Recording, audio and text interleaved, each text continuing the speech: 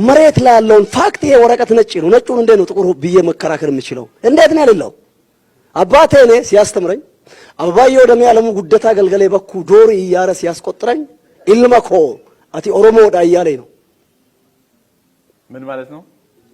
ልጄ አንተ ኦሮሞ ነው እያለ ነው ያስተማረኝ በኦሮሞነት ቁም እያለኝ ነው ስለዚህ ይሄ የብሔር ማንነት አንዳንድ ጊዜ አንተ ክርስቲያን ሆነ መጽሐፍ ቅዱስ ያነበብክ እንዴት ስለ ኦሮሞ ታወራለህ ሳትኪሉኛል የብሔር ምንጭ እናንተ ተፈጥሮ የምትሉት ምንጩ ራሱ እኔ እግዚአብሔር የምለው አንድ የኦሮሞ ጉብል አንዲት የአማራን ጉብል ቤቱ ሲያመጣትና በፍቅር ሲገናኛት 60 ሚሊዮን ስፐርም ሴል በአንድ በሚረጭበት ጊዜ አንዱ ሄዶ እንቁላሉ ሰብሮ አበባዮ የሚባል ሰውዬ ሲፈጠር it is not a matter of probability statistics አይደለም ፈጣሪ አስቦ በአለም ከእንስሳት ተለይቶ በሬ በግ አህያ ሳይሆን ሰው ሆኖ እንዲመጣ አንድ ጀነራል ሁለተኛ በአፍሪካ እንዲወለድ ሁለት ሶስተኛ በኢትዮጵያ እንዲወለድ ሶስት አራተኛ ኦሮሚያ በሚል ባር ሪጅን እንዲወለድ አራት አምስተኛ ኦሮምኛ በሚናገሩ በገዳ ሲስተም በሚተዳደሩ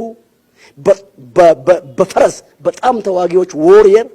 ነገር ግን አንዳንዶች ጂል የሚሉት እኛ ግን የዋህ ምንለው ሰፊ ሌላው ማቀፍ የሚችል እንደራሱ የሚቆጥ ማህበረሰብ መካከል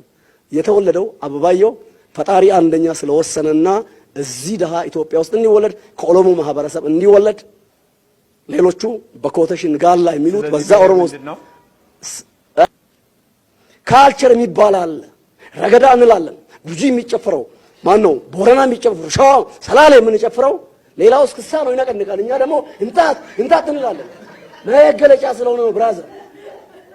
እኔ ኦሮምኛ ጎባ ኮርማ ብሎ ጆቴ ጃምቦ ጆቴ ሲጨፍር ይነቀንቀኛል ታነስቼ እነሱ በኮቴሽን ፕሮቴስታንት ተጨፍረው ብሎ የሚሉትን ከመሰረቱ እየፈነቀለኝ ኦሮሞነቴ ብሶብን ጨፍራለሁ እሺ ትግሬኛ ሲጨፍር ላይ ፈነቀለኝ ይችላል ትንሽ አማርኛው ሊፈነቀለኝ ይችላል